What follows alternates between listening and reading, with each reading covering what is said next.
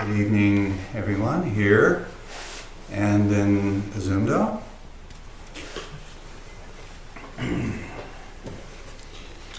As most of you know, the theme of our spring Ango is creativity. And in our Tuesday evening discussion groups, we have been talking about the book called The Zen of Creativity by our Dharma great uncle, John Dido Laurie. And this week they discussed chapter 3, which is called The Still Point. And I'll be making some comments about that this evening and invite you to settle into your own still place during this talk.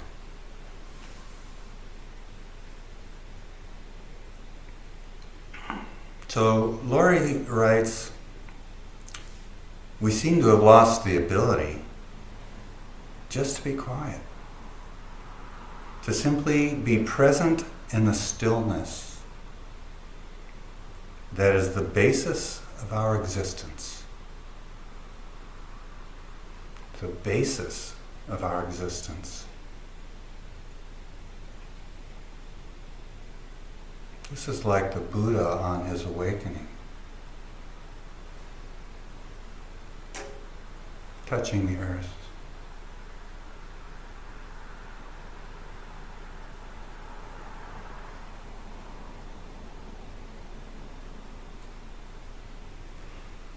In Zazen, we practice sitting still, breathing out, breathing in, the still of Zazen.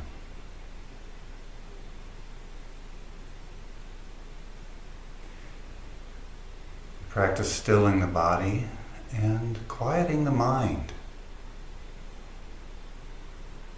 which in Theravada Buddhism is called samatha, calm awareness.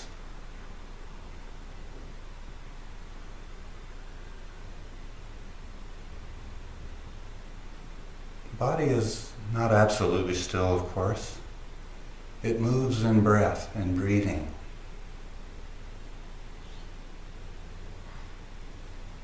The environment isn't completely still. Sound is not completely still.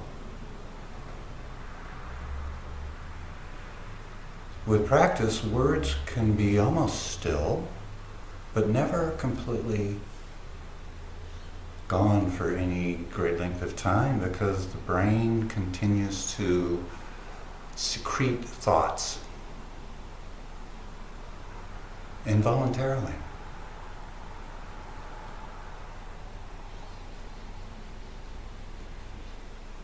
In our practice, we often place our attention in our body, in our lower abdomen, the hara, our center of gravity, the center of our mass. And we lean into it.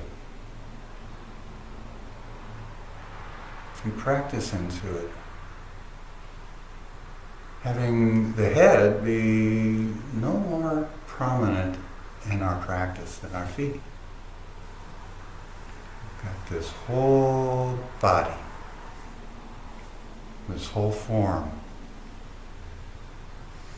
This is only a small part of it.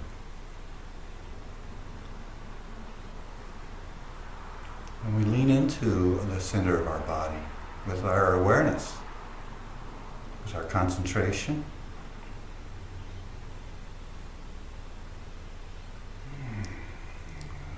The center of our body is the center of our sentience.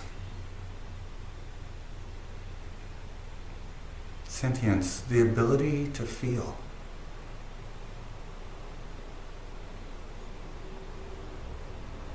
So much of that is right here. Not so much here, right here.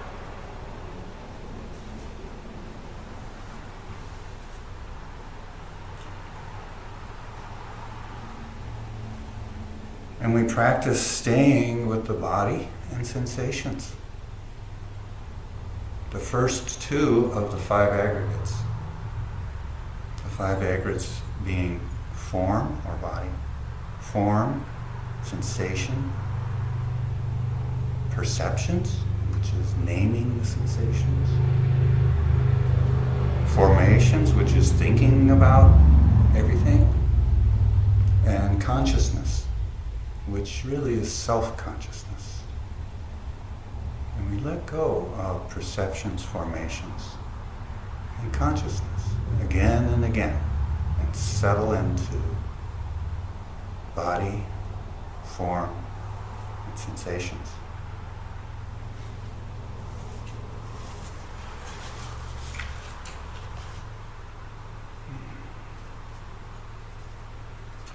And in doing so, we practice staying with the first two of the four foundations of mindfulness. The first one being mindfulness of body, second being mindfulness of feelings. Just staying with that. Maybe we can be still. Maybe we can realize Laurie's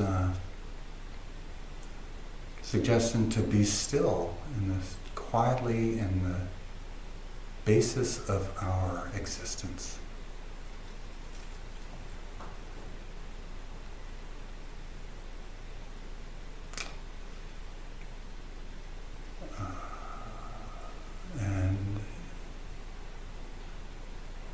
And practice the final teaching in the Song of the Grassroots Hermitage.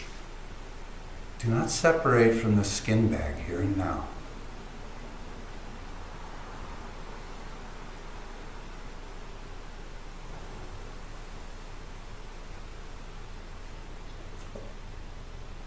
And investigate the words from Affirming Faith and Mind, one of our chants, written by our third Chinese ancestor, Jianshi Shengsan. And he says, if you would walk the highest way, do not neglect the sense domain. For as it is whole and complete, the sense world is enlightenment.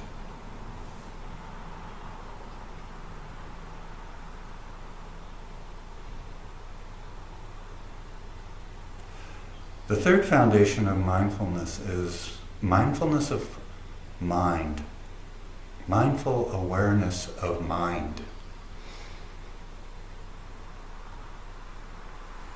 And it includes letting go of personal mind. I, me, and my is so dominant in our consciousness. Letting go of all that and letting awareness open to the whole wide field of sound and sight and space and movement, energy.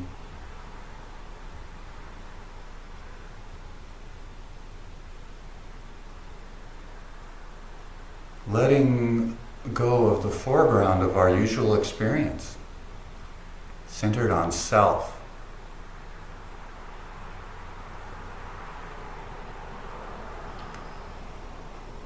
And let the constant, vast background of experience, the constant, vast background of mind, come forward. Be known.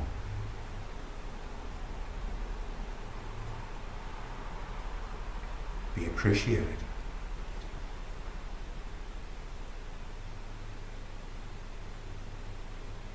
Breathing in everything and breathing out everything.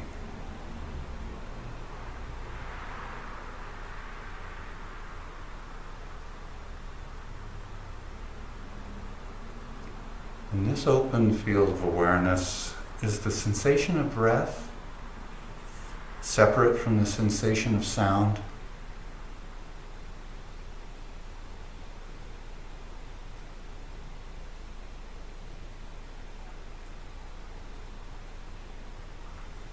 Is the awareness of inner sensations separate from awareness of outer sensations?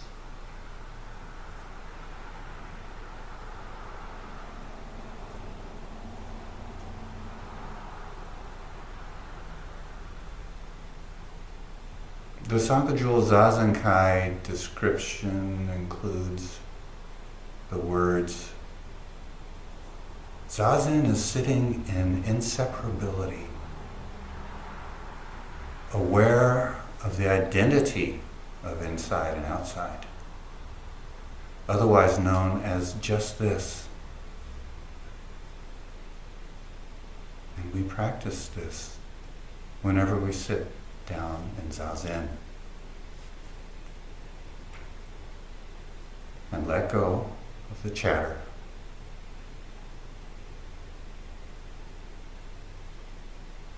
Open our awareness.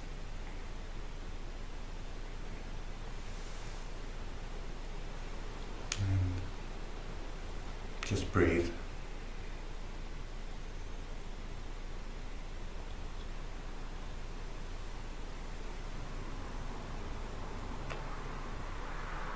Our fifth Chinese ancestor, Hongren, taught us to concentrate on the true mind, letting go of thoughts, letting go of delusions of self-possession.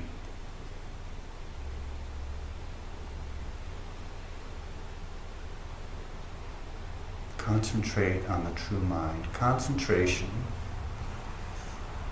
in Sanskrit, it's dhyana.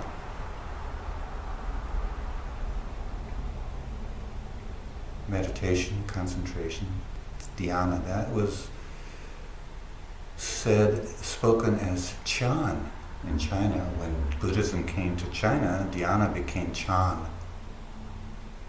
That's what the Chan school did. Concentration is different from the chanting school, it's different from the copying of verses. It's concentration. And when Chan landed in Japan, it became Zen. Concentration. Zazen, seated concentration, seated meditation.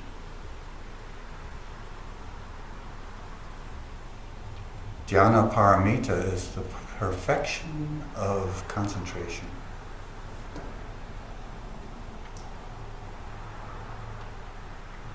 But it's not easy. It's not easy to concentrate deeply and let go of false thoughts and let go of delusions of self-possession.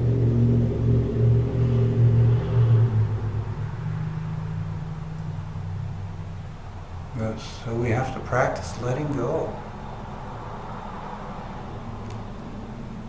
Letting go, opening the hand of thought, as the Chiyama Roshi phrases it.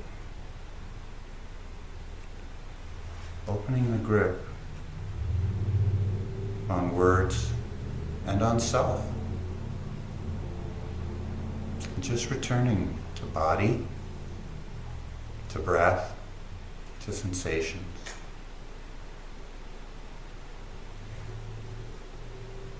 As Chosen Roshi has said, aligning with impermanence. Aligning your awareness with impermanence.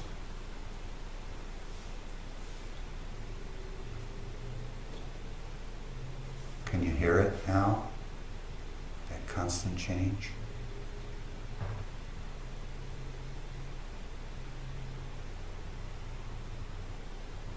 The flowing nature of this moment awareness in your body, the tingle, the sounds approaching and fading away.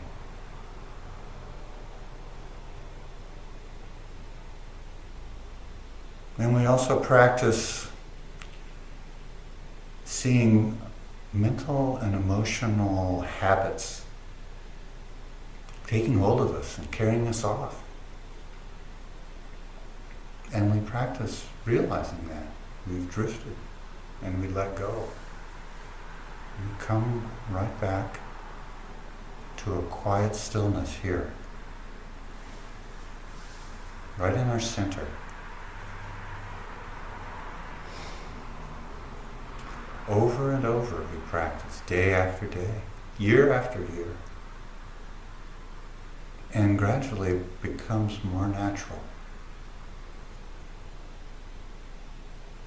Gradually, slowly, slowly.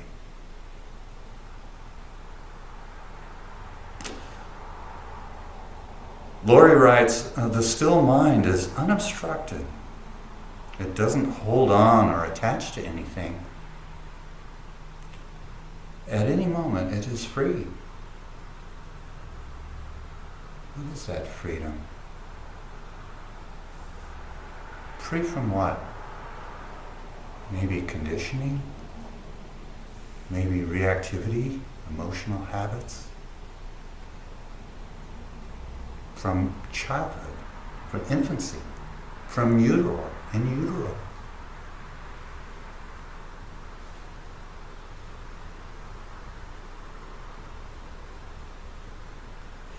The still mind at any moment is free from the 5 hindrances, perhaps.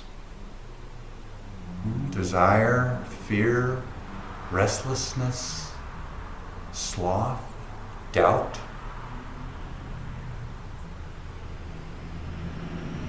They're very common. They're very common in Zazen practice to arise.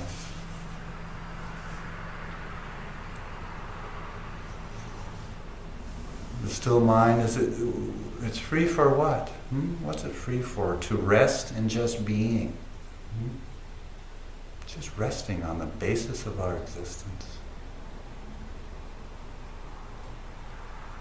Just rest, bathe in the continuous stream of aliveness that we're bathed in constantly.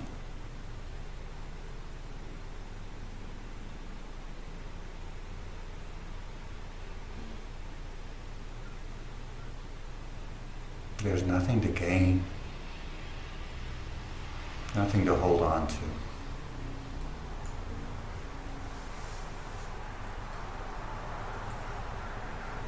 Is a still mind free from time? No planning for the future if we're there in stillness. No memory and regrets of the past if we're there in stillness. Does time stand still in the still point?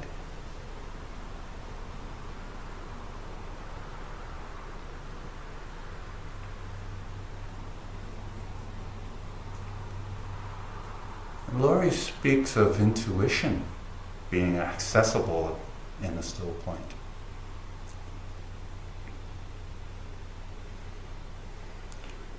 And Sogen Roshi once described a practice that's accessible to all of us of entering stillness in Zazen, dropping in a question, dropping in some wondering, some problem, just drop it in there.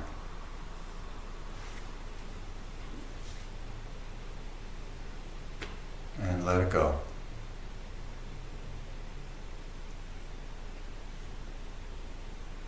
And notice what might arise from the still place.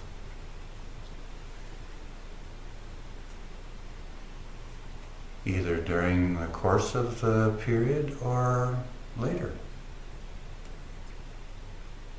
Off the cushion, back into activity.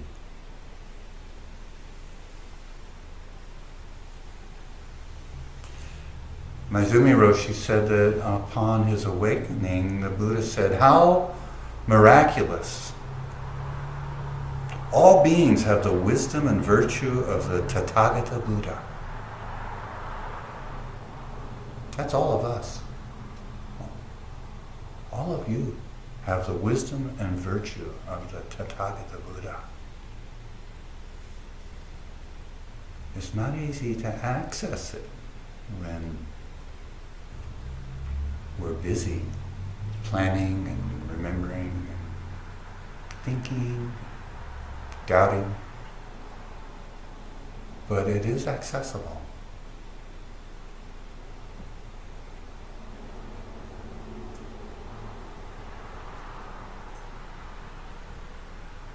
And not only is it accessible in Zazen, but it's accessible off the cushion. Or if you practice quiet mind, when you're doing repetitive tasks,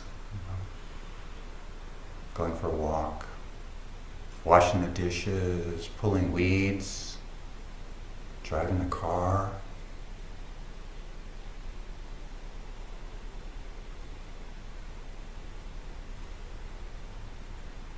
Take a few breaths and let go of this part of the experience.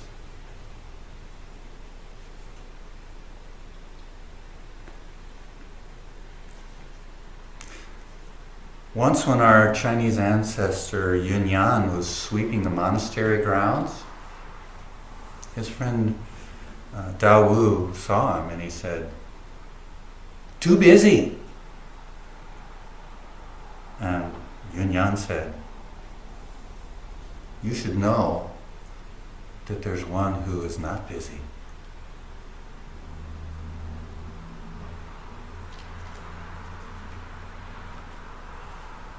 In the still of Zazen practice, or off the cushion, do you know the one that is not busy?